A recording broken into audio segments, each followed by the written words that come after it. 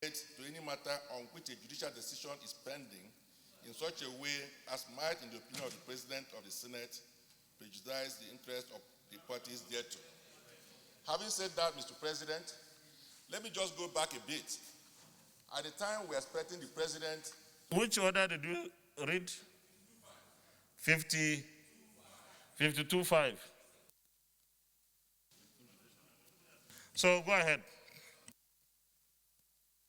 When we are waiting for the President to assign the Electoral Act, some of us made a suggestion we believed will help, namely that the President will sign and then we'll commit ourselves to amending that section. Mr. President, I also offered to help in redrafting it. Now we have a situation where this morning you've told us that there's a judicial restriction on us to do that. Mr. President, I agree with you entirely. But the principle, as all the lawyers here knows, that if there is a court order, no matter how wrong it is, our responsibility as individuals and citizens is to respect it. The argument you have raised is what we are going to raise in response. Your Excellency, the former DSP, let me read that order. To any matter on which a judicial decision is pending, in such a way as might, in the opinion of the President of the Senate, prejudice the interests of parties thereto. And in my opinion, this has nothing to do with what happens in the court. Your Excellency. Thank you, Mr. President. I've heard, but the point I'm making is that in addition to that, you've raised this issue that you're aware of a pending court decision, you're aware of an order. I think the argument you have raised is valid, but this one will present in court to discharge that order. We cannot sit and appeal here on a matter that's already been given an order in court.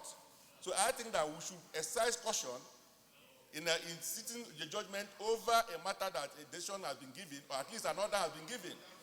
What we need to do is to brief our lawyers to go and discharge the order, instead of sitting here and then we say that we are disobeying court order.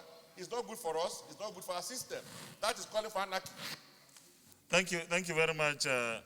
We go into the exclusive preserve of the other.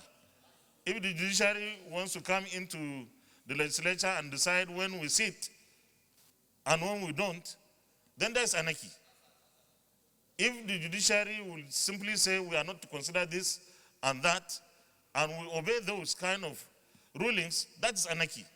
Because it's emasculating the legislature, and that's not supposed to be. So we will continue with what we are supposed to do, because that is our calling.